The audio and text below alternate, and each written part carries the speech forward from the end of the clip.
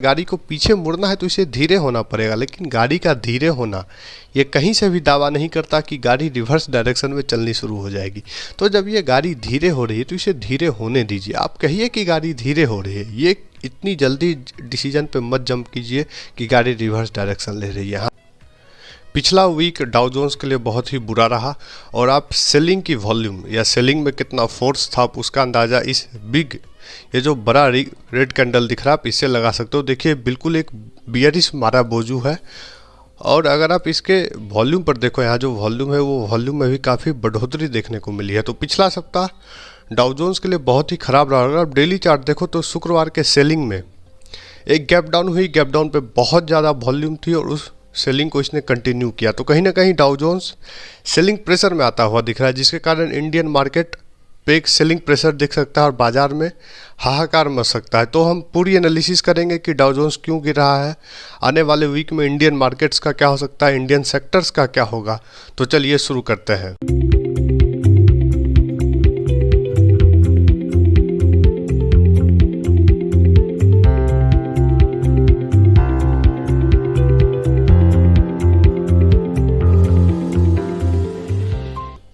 सबसे पहले बात यह कि आखिर डाउ जोन्स में गिरावट क्यों आ रही है। तो अगर आप उस पर नज़र डालो तो ये बात है कि अगर फेड जो है अगर इंटरेस्ट रेट इंक्रीज करता है तो मार्केट में गिरावट आ सकती है। अब सवाल यह है कि फेड जो है अपना इंटरेस्ट रेट आखिर बढ़ाएगा, क्योंकि आपको पता है इन्फ्लेशन का डेटा आया और उस डेटा में काफ़ी ये बातें आई है कि इन्फ्लेशन काफ़ी तेज़ी से बढ़ रहा है। अगर आपको एक बेसिक कंसेप्ट पता है तो इंटरेस्ट जो टर्म है या इंटरेस्ट जैसी चीज़ लाई ही दुनिया में इसलिए गई है ताकि हम इन्फ्लेशन को कवर कर सकें। तो अगर इन्फ्लेशन बहुत तेज़ बढ़ता है तो डर ये है कि इन्फ्लेशन को काउंटर करने के लिए फेड को इंटरेस्ट रेट्स बढ़ाने पड़ेंगे, और अगर इंटरेस्ट रेट्स बढ़ते हैं तो स्टॉक मार्केट पे एक निगेटिव इम्पैक्ट पड़ता है। ये एक प्रूवन बात है। तो इस तरह से लोगों को डर है कि अगर फेड अपना इंटरेस्ट रेट बढ़ा देता है, फेड अगर इंटरेस्ट रेट बढ़ाता है तो हमें मार्केट्स पे इसका निगेटिव इम्पैक्ट दिखेगा। लेकिन मैं आपसे एक बात पूछता हूँ, अगर फेड इंटरेस्ट रेट बढ़ाता है तो उसका असर हमें यूएस के 10 ईयर्स बॉन्ड डील पर भी दिखेगा। अब मैं आपको एक अच्छी सी एक इंटरेस्टिंग बात दिखाता हूँ।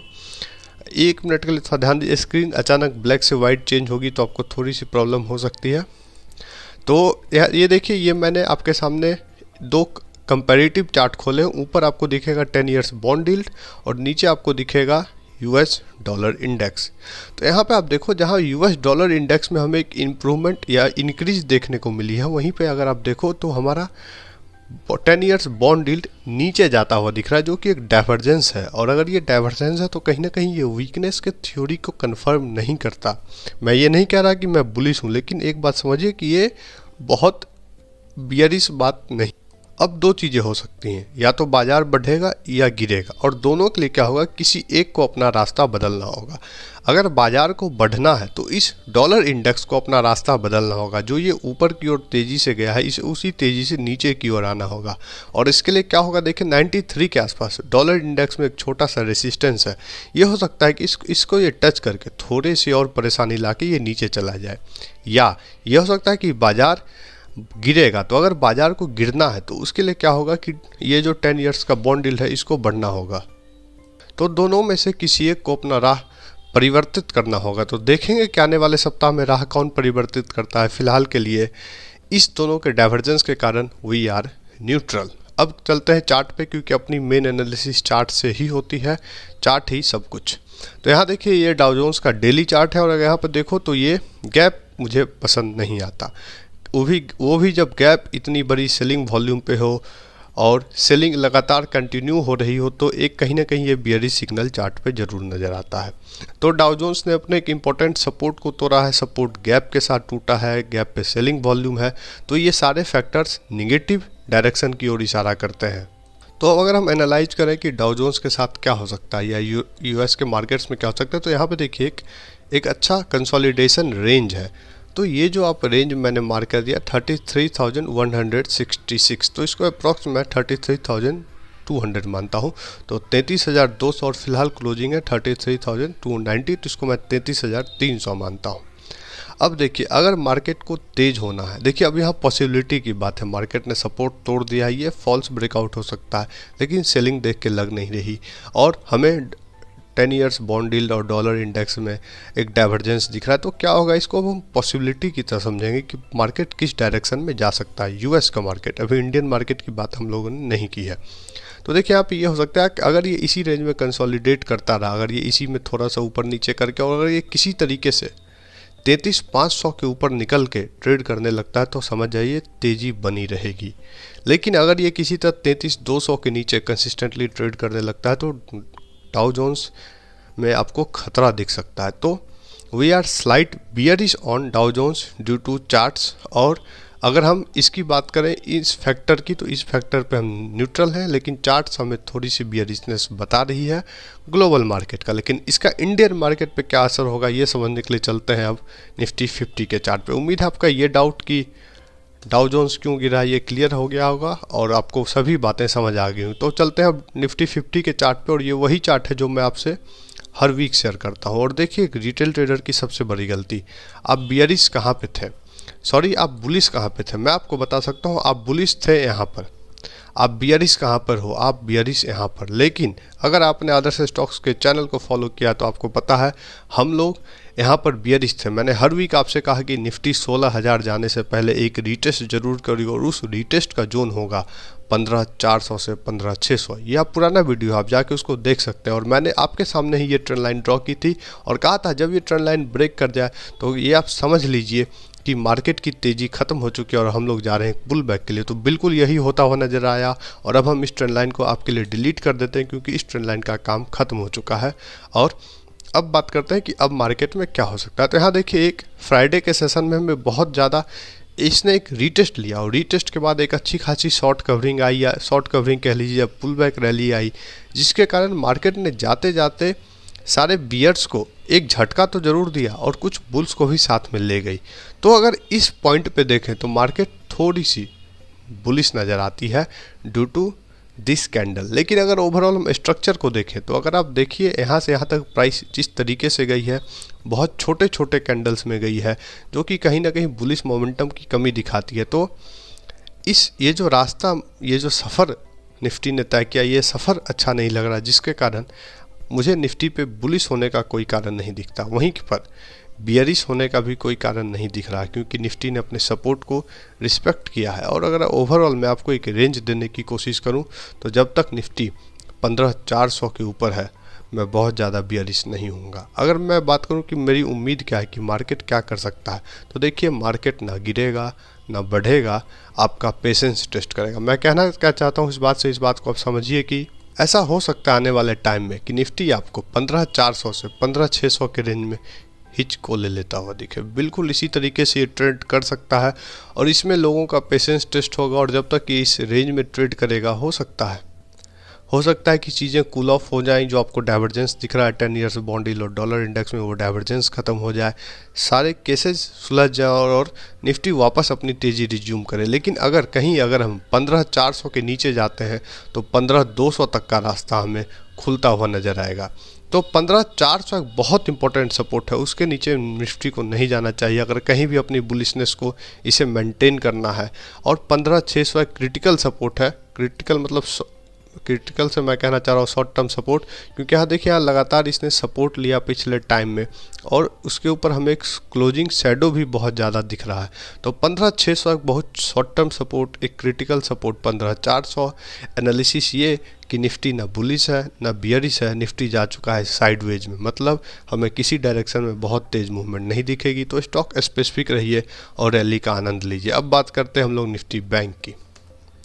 तो अब निफ्टी बैंक के अगर आप चार्ट को देखो तो मैं दिखाता हूँ आपको कुछ एनालिसिस। देखिए पिछले वीक भी की गई थी और कहा गया था किस तरह से यहाँ पे रेसिस्टेंस जोन है जहाँ पे साइडवेज जा सकता है। आपके साथ गिरावट की तो कोई बात हमने नहीं की थी, तो झूठी बातें नहीं कहेंगे, साइडवेज की डिस्कशन की थी, कहा था कि बुलिश नहीं है, जिस तरह से अभी हम लोग निफ्टी पे बियरिश नहीं है, वी आर साइडवेज।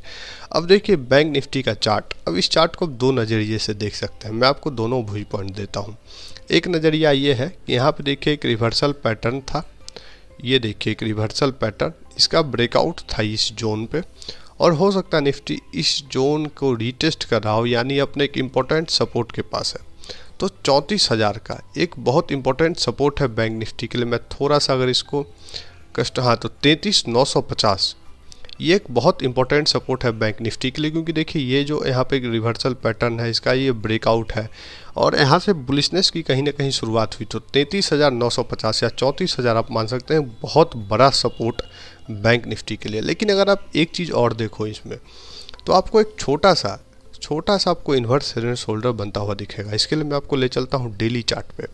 तो डेली चार्ट पे अगर आप देखो तो आपको एक बहुत छोटा सा इन्वर्स हेड शोल्डर बनता हुआ दिखेगा और मैं आपको दिखाता हूँ वो कहाँ पे बन रहा है। देखिए यहाँ पर अगर आप देख पा रहे हैं तो अच्छी बात है, नहीं तो मैं आपको दिखाता हूँ। यहाँ पे देखिए ये रहा लेफ्ट, ये रहा हेड और ये रहा राइट, और इसका ये हुआ ब्रेकडाउन। हालांकि अभी मार्केट ने एक पुल बैक रैली ली है, तो लेकिन जब तक मैं आपको एक ट्रेंड लाइन ड्रॉ करके दिखा देता हूँ, जब तक हम इस ट्रेंड लाइन के ऊपर नहीं जाते, हालांकि ये एक प्रॉपर ट्रेंड लाइन नहीं है फिर भी आप इसे फॉलो कर सकते हो। तो आप जब तक मार्केट इस ट्रेंड लाइन के ऊपर नहीं जाती तब तक आप बैंक निफ्टी में बुलिश नहीं हो सकते। और 33,950 का एक बहुत क्रिटिकल सपोर्ट है जिसको बैंक निफ्टी को हर हालत में डिफेंड करना पड़ेगा अगर उसे अपनी बुलिशनेस को मेंटेन करना है। और अगर हम 33,950 के नीचे जाते हैं तो रास्ता बहुत बड़ा है। पहला टारगेट 33,300 का, पहला टारगेट 33,300 का और 32,000 तक गिर सकते हैं। तो मेरा मानना यही है कि अभी उतनी दूर तक की बातें सोचने का कोई फ़ायदा नहीं है। ये भी साइडवेज जा सकता है, हालांकि इसमें जगह थोड़ा सा ज़्यादा दिख रहा है निफ्टी के मुकाबले। तो निफ्टी के मुकाबले बैंक निफ्टी थोड़ी सी प्रेशर में रह सकती है। और अगर आपको बुलिश होना है तो बुलिश हम लोग होंगे 35,000 के पास। फिलहाल इस पर भी मेरी एनालिसिस यही है, बैंक निफ्टी साइडवेज। अब आप कहोगे कि आपने दोनों पे साइडवेज कह दिया, किसी पे बुलिश नहीं हुए, किसी पे बियरिश नहीं हुए, ऐसा क्यों? अब मैं आपसे एक बहुत छोटा सा उदाहरण शेयर करता हूँ। बहुत लोगों को ये डाउट रहता है, लोगों के अंदर इतनी शायद समझ अभी तक डेवलप नहीं हो पाई। मानिए ये कोई गाड़ी है, ठीक है, ये गाड़ी ऐसे ऐसे बहुत तेज़ इस तरफ जा रही है। अब अगर ये इसकी रफ्तार धीरे हो गई, तो क्या आप बता सकते हो गाड़ी किधर जाएगी? आगे जाती रहेगी या पीछे मुड़ जाएगी? हालांकि ये बात सही है, अगर गाड़ी को पीछे मुड़ना है तो इसे धीरे होना पड़ेगा। लेकिन गाड़ी का धीरे होना ये कहीं से भी दावा नहीं करता कि गाड़ी रिवर्स डायरेक्शन में चलनी शुरू हो जाएगी। तो जब ये गाड़ी धीरे हो रही है तो इसे धीरे होने दीजिए। आप कहिए कि गाड़ी धीरे हो रही है, ये इतनी जल्दी डिसीजन पे मत जंप कीजिए कि गाड़ी रिवर्स डायरेक्शन ले रही है। हाँ, अगर गाड़ी धीरे हो रही है तो थोड़ा सावधान हो जाइए कि गाड़ी रिवर्स ले सकती है। लेकिन क्या गाड़ी रिवर्स लेगी? ये 100% कन्फर्म बात है, बिल्कुल नहीं। तो क्यों अभी से आप इतना जल्दी कन्फर्मेशन आपको चाहिए कि पीछे जाएगी? हो सकता है रुक के गाड़ी और बहुत तेज़ हो जाए। तो इस डायरेक्शन के लिए आपको इस गति पे नज़र रखना है कि गाड़ी क्या कर रही है। तो मार्केट पे लगातार नज़र बनाए रखिए क्या हो रहा है। मैंने आपसे लेवल्स बता दिए, 33,950 बैंक निफ्टी पे और निफ्टी पे 15,400 का इंपॉर्टेंट सपोर्ट लेवल है। अगर वो टूटता है तो हमें इस इंडिकेशन मिल जाएगा कि हाँ, मार्केट थोड़ी देर के लिए एक करेक्शन में जा रहा है। और अगर डाउ जोन्स अपने इस सेलिंग को कंटिन्यू करता है तो भी हमें कंफर्मेशन मिल जाएगा कि हो सकता है थोड़ा सा और साइडवेज जाता हुआ दिखेगा 33,200। लेकिन एक बात याद रखिएगा कि हो सकता है डाउ जोन्स साइडवेज चला जाए और हमारा मार्केट अप मूव दिखा दे, क्योंकि अभी तक डाउ जोन्स ने इंडियन मार्केट्स को अंडर परफॉर्म किया है। जी हाँ, इंडियन मार्केट ने डाउ जोन्स के मुकाबले काफ़ी तेज़ रिटर्न दिया है। तो हो सकता है ये चीज़ कंटिन्यू होती हुई रही। चलिए अब बात कर लेते हैं सेक्टर एनालिसिस की। वीडियो थोड़ा बड़ा हो जाएगा, जो मैं नहीं चाहता, तो जल्दी एक T20 अंदाज में करते हैं सेक्टर एनालिसिस। तो निफ्टी IT एक बियरिश कैंडल हो सकता है, आपको थोड़ा सा इसमें करेक्शन या पुल बैक देखने को मिल सकता है। एक इंपॉर्टेंट ट्रेंड लाइन है जिसको आप फॉलो कर सकते हो और मैक्सिमम लेवल जहाँ तक ये करेक्ट कर सकता है वो है 27,800। तो और दूसरी बात निफ्टी ऑटो बहुत इंपॉर्टेंट सपोर्ट पर है। देखते हैं कैसा बिहेव करता है। उम्मीद यही है कि ये साइडवेज चला जाए, थोड़ा सा और करेक्शन का इसमें जगह दिख सकता है। तो निफ्टी ऑटो पर भी आपको रहना है सावधान। तो निफ्टी मेटल्स देखिए बहुत ही क्रिटिकल लेवल पे है। अगर निफ्टी मेटल्स अपने इस सपोर्ट को होल्ड नहीं कर पाता तो आपको सेलिंग में जाता हुआ दिख सकता है। तो मेटल्स के स्टॉक पे एक रेड फ्लैग आता हुआ दिख रहा है। Nifty FMCG simple formula, market जब तेज होती है तो निफ्टी FMCG गिरता रहता है, जब मार्केट गिरना शुरू होता है तो FMCG बढ़ता रहता है।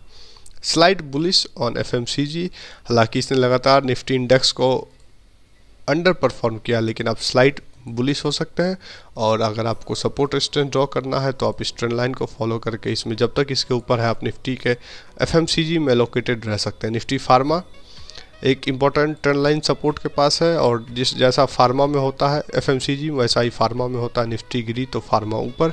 देखते हैं ये किस तरह से उम्मीद करता है। We expect a bounce from pharma.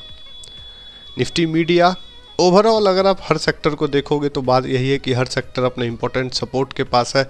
Nifty metals में मैंने थोड़ा सा वार्निंग दिया। निफ्टी एनर्जी थोड़ा सा और पुल बैक ले सकता है। तो कुछ सेक्टर्स जिन्होंने अभी तक अपने सपोर्ट को रीटेस्ट नहीं किया, देखिए हर सेक्टर वही बात है, हर सेक्टर अपने सपोर्ट को रीटेस्ट कर रहा है। तो कुछ दिन के लिए हमें सारे स्टॉक्स तो नहीं, सारे सेक्टर्स साइडवेज जाते हुए दिखेंगे। उस थोड़ा सा ज़्यादा खतरा निफ्टी मेटल पे है क्योंकि बहुत ही क्रिटिकल सपोर्ट पे है। और ये जो बात है इन्फ्लेशन, तो इन्फ्लेशन के कारण ही मेटल्स में तेज़ी है। तो अगर इन्फ्लेशन को कम होना है तो उसके लिए ज़रूरी है कि मेटल्स गिरेंगे। तो मेटल्स अगर गिरते हैं तो मेटल्स में हमें एक करेक्शन देखने को मिल सकता है। तो मेटल्स के स्टॉक में सावधान रहिए। एक बस यही सेक्टर है जो फिलहाल सबसे ज़्यादा कमज़ोर लग रहा है।